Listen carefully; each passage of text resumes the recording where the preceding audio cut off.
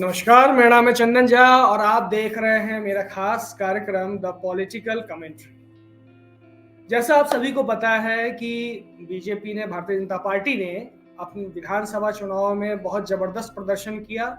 प्रदर्शन के बाद लोगों की जो उम्मीद थी, उम्मीद काफी बढ़ गई और उम्मीद पर भाजपा के संगठन के जो वरिष्ठ लोग हैं उन्होंने मुहर भी लगाया। मुहर इसलिए लगाया कि लोग ये भी चाहते थे, जो कार्यकर्ता हैं ये चाहते थे कि कब तक आखिर कमान सिर्फ और सिर्फ अग्रणी लोगों को मिलेगी। कमान जो है वो दूसरे कार्यकर्ताओं को भी मिलना चाहिए, छोटे कार्यकर्ताओं पे भी विश्वास जमाना चाहिए और इसको बखूबी भारतीय जनता पार्टी ने इस इलेक्शन में करके दिखाया। और शायद कुछ ऐसा ही प्रयोग 2024 के लोकसभा इलेक्शंस में करने जा रही है। और कितने प्रतिशत नए उम्मीदवारों को लेगी, क्यों लेगी, क्या रीजन है, क्या पुराने जो पार्लियामेंट्रियंस हैं, मेंबर ऑफ पार्लियामेंट हैं, उन्हें वापस संगठन में भेजेगी। बहुत सारे सवाल हैं। इन सारे सवालों का जवाब देने के लिए आज हमारे साथ हैं एडवोकेट राजेश चौधरी जी। भी मैं इनको अपने साथ गेस्ट ऐड कर रहा हूं।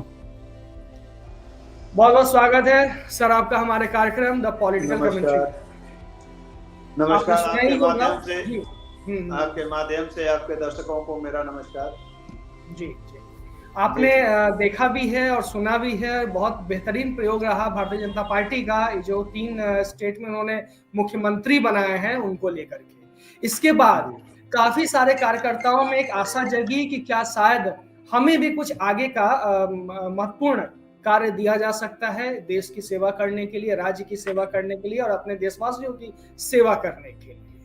और ये भी कयास लगाए जा रहे हैं कि 2024 के लोकसभा इलेक्शंस में काफी सारे जो पुराने मेंबर ऑफ पार्लियामेंट हैं उनका टिकट कटेगा और नए प्रोफेशनल्स को उसमें मौका मिलेगा। क्या खबर है, क्या जानकारी है और क्या विश्लेषण कहता है आपका सर? चंदन जी, आपने आज कमोबेश बहुत अच्छा मुद्दा उठाया है और ये केवल एक मुद्दा नहीं है, ये एक पॉलिटिकल विजन की बात हो रही है। जहां की आप कुछ दिन पहले चले जाएं, जब इलेक्शन से पहले इनफैक्ट काउंटिंग जो हुआ, काउंटिंग में जब बीजेपी को इस तरह का बहुमत प्राप्त हुआ, उससे पहले आप ध्यान रखें कि कोई भी चैनल या कोई भी पॉलिटिकल पार्टी या कमोबेश कोई भी जनता भी बहुत सारी ये कह रहे थे कि बीजेपी हाशिए पर रहेगी। तीनों स्टेट में कहीं भी बीजेपी को आने की संभावना नहीं है। जी बिल्कुल सही कहा आपने। लेकिन कुछ बीजेपी के लोग, और उसमें एक, चूंकि मैं एक प्रोफेशनल के नाते आपके माध्यम से मैंने एक डाटा दिया था। जी बिल्कुल बिल्कुल, जिसमें छत्तीसगढ़ का डाटा दिया था हमने 55 का, यहाँ राजस्थान का हमने डाटा दिया था 105 का, 105 का, और यहाँ दिया था अराउंड 115 का। जी बिल्कुल बिल्कुल, 2 जगह तो उससे भी आगे निकली बीजेपी। तो अब एक्चुअली मोहर क्या है, बीजेपी पर मोहर नहीं, केंद्रीय सत्ता पर आज लोगों का भरोसा इतना बढ़ गया है, जिसका रिजल्ट आपके 3 स्टेट के परिणाम से सीधा सीधा पता चलता है। जी बिल्कुल बिल्कुल बिल्कुल। इकलौता ये जगह है, इकलौता ये पार्टी है जिस पार्टी में हर कार्यकर्ता को अपना फ्यूचर नजर आता है। क्या पता अगला मुख्यमंत्री मैं बन जाऊं, क्या पता अगला कार्यभार मुझे अच्छा मिल जाए। क्योंकि यहाँ इस पार्टी में एक जो सबसे अच्छी बातें हैं, जो कि अपने लोकतंत्र के लिए अच्छा है और लोकतंत्र पर भरोसा बनाने के लिए अच्छा है, वो केवल और केवल ये है कि कार्यभार आपके नेतृत्व क्षमता, आपकी कैपेबिलिटी को देखते हुए दी जाती है, ना कि आपके पेरेंटल प्रॉपर्टी को देखते हुए दी जाती है। बिल्कुल बिल्कुल, ना कि आपके पैतृक चीजों को देखते हुए कि वो उनका बेटा है या वो उनका जो भी रिश्तेदार है, ये सोच के नहीं दिया जाता है। इट मीन्स कि जो जितना इसमें सक्रिय होगा, जिसकी भागीदारी जितनी ज्यादा होगी, जो समाज के लिए, पार्टी के लिए जितना कार्य करेगा, उसको उस तरह की सहभागिता मिलेगी, उस तरह का कार्यभार मिलेगा, उस तरह का प्रभार मिलेगा। वो आज तीनों स्टेट यही दिखा रहा है। और इस तीनों स्टेट में माननीय प्रधानमंत्री जी की कार्यकुशलता की ही चर्चा है और उसी पर लोगों ने फिर से एक बार विश्वास जताया है। और मुझे लगता है कि यही विश्वास पूरे इंडिया में हर स्टेट में भी चलेगा और केंद्र में भी तो चलना ही चलना है। बिल्कुल राजेश जी, एक सवाल है कि अभी बहुत सारे ऐसे सांसद हैं, मेंबर ऑफ पार्लियामेंट लोकसभा में, जिनका 2 टेन्योर हो चुका है, तीसरे टेन्योर के लिए वो फाइट कर रहे हैं, बहुतों का 3 टेन्योर हो चुका है। अब लोकसभा इलेक्शन की बारी है, अप्रैल मई में इलेक्शंस होने वाले हैं और ये भी कयास लगाए जा रहे हैं कि बहुत सारे जो सिटिंग मेंबर ऑफ पार्लियामेंट्स हैं, उनका जो टिकट कटेगा और नए लोगों को, नए कार्यकर्ताओं को, नए प्रोफेशनल्स को जो भारतीय जनता पार्टी में काफी दिनों से जुड़े हुए हैं और तन मन से काम करने में, कार्य करने में लगे हुए हैं, उनको भी मौका दिया जा सकता है। कैसी उम्मीद है, क्या उम्मीद है, क्या लोकसभा इलेक्शंस में भी ऐसे कुछ लोगों को टिकट मिलने की उम्मीद है? अभी मैंने 1 मिनट पहले यही कहा था कि विरासत की राजनीति भारतीय जनता पार्टी से उठती जा रही है। अभी तक लोग जो 3 टेन्योर 4 टेन्योर से आ रहे हैं, वहां विरासत की राजनीति चल रही थी। अब आपके कार्य कुशलता और आपके कार्य क्षमता की राजनीति चलेगी और भारतीय जनता पार्टी, बीजेपी जो है, केवल आपके कार्य कुशलता को ही देखेगी कि समाज के लिए आप कितने तल्लीन हैं, समाज के लिए आप क्या अच्छा कर सकते हैं। तो जो 3 बार से सांसद हैं, उनने अपनी जिंदगी में जितने भी समाज को अपने बारे में अपना आईना दिखाना था, वो दिखा चुके। सही बात, राइट। उससे ज्यादा उनको अब दिखाने का है ही नहीं। अगर दिखाने का होता तो फिर माननीय मोदी जी का ना चेहरा वहां लाने की जरूरत नहीं पड़ती, वो खुद से जीत के आते। आज हर जगह संसद में हो या विधानसभा में हो, कहीं भी अगर कोई सांसद जीत के आना चाहता है या जीत के आएगा तो कमोबेश वो मोदी जी के नेतृत्व के बेस पर जीत के आएगा, ना कि अपने बेस पर जीत के आएगा। बिल्कुल सही, बिल्कुल सही। तो यानी कि मोदी जी की कार्य प्रणाली को, मोदी जी के कार्य जो सिस्टम जो डेवलप कर रहे हैं, जो पॉलिसी इम्प्लीमेंटेशन की बात हो रही है, पॉलिसी इम्प्लीमेंटेशन में मोदी जी को एक नए युवा पीढ़ी की जरूरत पड़ेगी, क्योंकि उनकी पॉलिसी को इम्प्लीमेंट करने के लिए जितने हमारे बूढ़े, मतलब जितने 3 टर्म से आए हुए लोग हैं, वो अपने लाइफ में सेटिस्फाई हो गए। उनको लगता है नहीं भी होगा क्या होगा, अगले बार नहीं मिलेगा। लेकिन जो अब क्यों, एक चीज मैं इसमें आपके माध्यम से ये कहना चाहूंगा, समाज के लिए आज बहुत बड़ा चेंजेज आने वाले हैं या आ रहे हैं। अब पॉलिटिक्स धीरे धीरे कैरियर का रूप लेता जा रहा है। पहले कैरियर पॉलिटिक्स हमेशा नकारे लोगों का होता था। लोग कहते थे ना, इनफैक्ट कि जैसे हम लोगों के 10 साल पहले चले गए, बिल्कुल आप सही कह रहे हैं कि कहता था बेटा कुछ नहीं किया तो वकील बना, और उससे भी जब बेटा कुछ नहीं किया तो वो पार्टी में गया, पॉलिटिक्स बन। लेकिन मोदी जी के आने के बाद आज भारत की जो राजनीति है वो एक अलग रूप में आ गई है, जहां की हर पढ़े लिखे और हर जो जिसको सो कॉल्ड बुद्धिमान भी कह सकते हैं, जिसके पास भी नेतृत्व क्षमता है, वो अब इसे कैरियर के रूप में लेना शुरू कर दिया। तो कैरियर के रूप बनाने का मतलब है कि एक अच्छे से प्रोफेशनल युवा वर्ग जो हाईली क्वालिफाइड होगा, जो बाहर से पढ़ के आएगा, जो एक्सपीरियंस होल्डर होगा, जो बहुत बड़ी कॉर्पोरेट्स और सिस्टम के साथ मैनेजमेंट के लिए जुड़ा होगा, वैसे लोग अब इसमें जुड़ रहे हैं। तो जब कैरियर की बात आएगी तो स्वाभाविक है कि राजनीति एक नए मोड़ पर आके खड़ी हो गई। तो नए मोड़ पर राजनीति आने के बाद जितने भी उस तरह के 3 साल 3 टर्म 4 टर्म वाले हैं, वो खुद ब खुद उन्हें अपना रास्ता देखना पड़ जाएगा। अच्छा, एक सवाल है यहाँ, बस राजेश जी मैं आपको रोकना चाहूंगा। देखिए, लोग क्या होता है, सीखता है, संगठन सीखता है, समाज से सीखता है, समाज संगठन से सीखता है, लोगों से ही सीखता है। और मुझे ऐसा लग रहा है कि भारतीय जनता पार्टी में जो अभी बदलाव हो रहे हैं, बदलाव का जो दौर चल रहा है, जो प्रयोग हो रहा है, वो कहीं ना कहीं वो इस चीज को देखते हुए तो नहीं हो रहा है कि जैसे कांग्रेस में आज भी 12-12 साल 12 टर्म के मेंबर ऑफ पार्लियामेंट सांसद है, लोकसभा सांसद है, राज्यसभा सांसद है, और नए लोगों को बिल्कुल मौका देने से पिछड़ती गई कांग्रेस, और आज ये स्थिति आ गई है कि मतलब बहुत ही ज्यादा संकुचित हो गई है। शायद इन सब चीजों से भी बचने के लिए भारतीय जनता पार्टी इस चीज को कर रही है, या फिर कुछ दूसरा पॉलिसी है उसका? देखिए, आपने बहुत अच्छा मुद्दा दिया।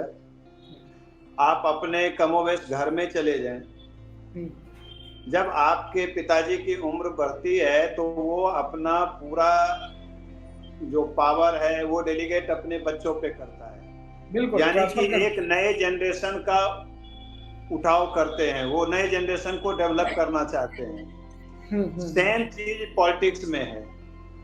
कांग्रेस ने आज तक अपने उत्तराधिकारी के लिए कभी सोचा ही नहीं। कांग्रेस केवल और केवल वो सीमित लोगों के जो 10 बार 15 बार जीत के आते हैं और एसी में बैठ के कानून बनाते थे, इसलिए उनका ये हाल हुआ। जो आज जिस पार्टी के लिए कभी ये कहा जाता था कि सूरज भारत में अस्त नहीं होता है उनके लिए, सही बात। आज वो इस स्थिति में क्यों आई, उसके पीछे यही रीजन है। आने के पीछे सबसे बड़ा रीजन है कि उनने अपना न्यू जनरेशन तैयार ही नहीं किया। राइट, ठीक है। बीजेपी का ये अपना विजन भी है कि हमें अच्छा नेतृत्व भी देना है और अपना उत्तराधिकार भी बनाए रखना है। कल को अचानक से एक पीढ़ी का अगर सारा राजनीतिक जो बीजेपी में जितने भी एक पीढ़ी के लोग हैं, राजनीतिक लोग हैं, वो अगर एक बार साइड हो जाएंगे तो फिर बीजेपी तो वहीं नीचे जीरो में आ जाएगी। बहुत बड़ा वैक्यूम क्रिएट हो जाएगा, बहुत बड़ा वैक्यूम। और इस वैक्यूम का असर ये होगा कि फिर पार्टी वहीं जीरो पे खड़ी हो गई, पार्टी फिर अस्तित्व के लिए लड़ाई लड़ने लगेगी। तो यही मैं अभी जब से पहले कहा था कि ये विजन की बात है कि आपको अभी या मोदी जी को अभी एक अपने यानी केंद्र के द्वारा बनाए गए पॉलिसी के इम्प्लीमेंटेशन के लिए टीम की जरूरत है। ठीक है। उस टीम के कारण क्या होगा कि पॉलिसी इंप्लीमेंट करते करते नेतृत्व क्षमता बढ़ेगी, ताकि कल को एक जनरेशन खत्म होने के बाद दूसरा जनरेशन उसको लेने में समय लगेगा। बिल्कुल तैयार। राइट। अच्छा, एक सवाल और आपसे चौधरी साहब, जैसे उत्तर प्रदेश की बात की जाए, बिहार की बात की जाए, झारखंड की बात की जाए, मध्य प्रदेश, राजस्थान, इवन कर्नाटक, तेलंगाना में भी बीजेपी के सांसद हैं कुछ। अब वहां पे किस तरीके से परिवर्तन होगा, क्योंकि यहाँ वहां पे जो विरोधी हैं, हर विरोधी नहीं कह सकते, हर सांसद, हर जो जननेता हो या राजनेता हो, उनके कुछ अपने समर्थक होते हैं। क्या लगता है कि अगर टिकट कटता है वैसे सांसदों का, तो नंबर ऑफ वोट्स पे भी कुछ असर पड़ेगा, या जीतने का फासला बढ़ेगा या घटेगा? जी देखिए, इसके दोनों प्रो एंड कॉन्स हैं। बहुत सारे पुराने नेता के जाने से नंबर ऑफ वोट्स बढ़ेंगे, ठीक है। उसके पीछे सबसे बड़ा रीजन है कि जनता उसे पिछले 10 साल 15 साल से देख रही है कि मेरे यहाँ पंचवर्षीय योजना की तरह आते हैं, और जब इलेक्शन का समय आता है हाथ जोड़े खड़े होते हैं, उसके बाद उनके दर्शन के लिए पता नहीं सालों की एक लंबी फेहरिस्त लगी होती है, लाइन लगी होती है, और उनके दर्शन होते नहीं है। तो उस तरह की जनता का भीड़ जो उनसे हटी थी, जो उसके बिहेव के कारण हटी थी, वो जुड़ेगी।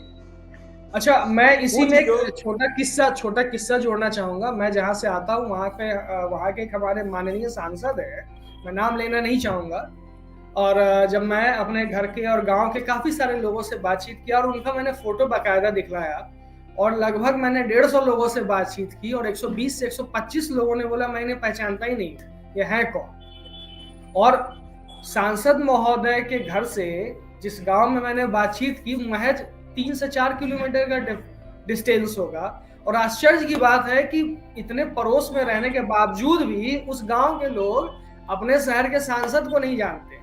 मीन्स जानते होंगे, बाय नेम जानते होंगे, बड़े बड़े पोस्टर्स जब लगते हैं तब जानते होंगे, लेकिन जब उनका फोटो लेके मैं पहुंचा उनके पास कि भाई पहचानते हैं ये कौन है, नहीं साहब हम नहीं पहचानते ये कौन है, और ये भारतीय जनता पार्टी के ही सांसद हैं। चंदन जी, मैंने अभी वही कहा, और आपने जो मुद्दा उठाया है, ये मुद्दा आज के जो पॉलिसी चेंजेस की बात कर रहे हैं ना, जहाँ के अभी पुराने सांसदों को हटाने की बात हो रही है, जिसमें कि अभी आपने कहा कि भाई मोदी सरकार इस बार नए सांसद यानी नए चेहरे को लाने की बात कर रही है, उसके पीछे रीजन यही है। एक होता है कैरियर, जो कैरियर बनाने के लिए होता है, उसे हर समाज के प्रति यानी जहां से उसको कैरियर मिलेगा उसके प्रति वो वफादार होता है, उसके प्रति वो डिवोटी होता है। एक होता है, पहले क्या था कि पार्लियामेंट या विधानसभा में आने का मतलब था कि एको आम द्वितीयो नास्ति, उस क्षेत्र का मैं राजा हूँ, दूसरा कोई नहीं है। बिल्कुल सही। मोदी जी ने किस्सा बदल दिया कि राजा नहीं, मैं तो केवल और केवल एक कर्मचारी हूँ, केवल और केवल सेवक हूँ, आपने सेवा करने के लिए मुझे चुना है तो मैं सेवा कर रहा हूँ। तो ये जो भावना है, जब तक भावनाएं बदलेंगी नहीं तब तक परिवर्तन होगा नहीं। आपके सांसद महोदय जो भी हैं, जिनको नहीं जानता, ये तो संयोग है कि सोशल मीडिया एक्टिव है, जिसके कारण कि कुछ लोग उन्हें फोटो में देख भी लेते हैं सोशल मीडिया में, चाहे व्हाट्सएप हो, इंस्टाग्राम हो, फला वो देख लेते हैं। अदरवाइज तो आप तो सालों उनके पीछे लगे रहेंगे तो उनके कोठी के सामने नहीं जा सकते आप, क्यों भाई, वो सांसद महोदय हैं। तो सबसे बड़ा पंगा यही होता है। तो इसके लिए नेतृत्व क्षमता, आज अगर मोदी जी की नेतृत्व में चुनाव लड़ा जा रहा है तो मोदी जी अपने किए कार्य के लिए, अच्छा सबसे बड़ी बात है, मैं बीच में जोड़ूं कि मोदी जी ने क्या किया समाज के लिए। 40% ऐसे हमारे नेता हैं, मैं नाम नहीं लूंगा, कि ऐसे लोग हैं जो कि उनकी पॉलिसी को समाज में बता नहीं पा रहे हैं कि भाई मोदी जी ने ये किया और इसका फायदा आपको ये मिलना चाहिए और मिल रहा है।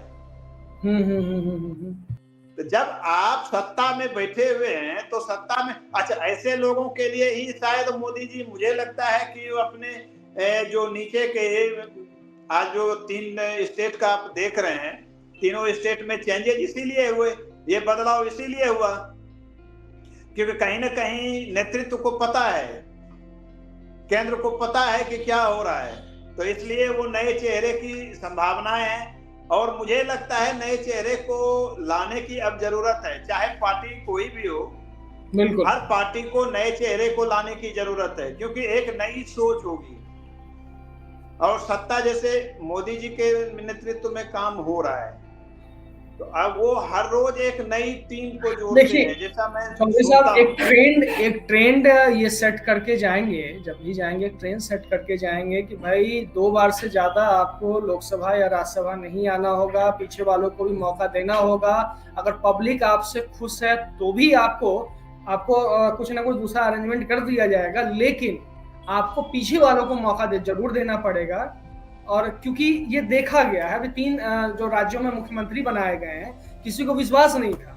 बड़े बड़े नेता, जो बड़े बड़े राष्ट्रीय स्तर के नेता थे, वो अपना ताल ठोक रहे थे अपने, और अपने जो राजस्थान में जब जो नाम मुख्यमंत्री के नाम की घोषणा होती है, उस समय विजय सिंधिया जो हैं, उनका जो आपने चेहरा देखा होगा, तो बिल्कुल चेहरा उतर गया कि भाई आखिर ये हुआ क्या। एक छोटा सा विधायक, पहली बार का विधायक किस तरीके से मुख्यमंत्री बन गया, और ये पॉसिबल सिर्फ और सिर्फ मुझे लगता है भारतीय जनता पार्टी में ही है, किसी दूसरी पार्टी में ये पॉसिबल नहीं।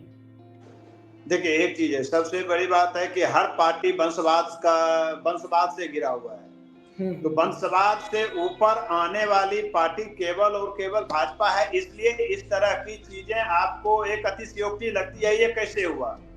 मोदी जी का प्रधानमंत्री बनना, मुख्यमंत्री से प्रधान मुख्यमंत्री और मुख्यमंत्री से प्रधानमंत्री बनना अपने आप में एक बहुत बड़ा lesson to the society and lesson to the party है कि अगर मोदी जी प्रधानमंत्री बन सकते हैं, और जो हम देख रहे हैं और जो मेरा विश्वास है, जो मैं एक विश्वास के साथ अभी कह सकता हूं कि तीसरी बार वो प्रधानमंत्री बनेंगे।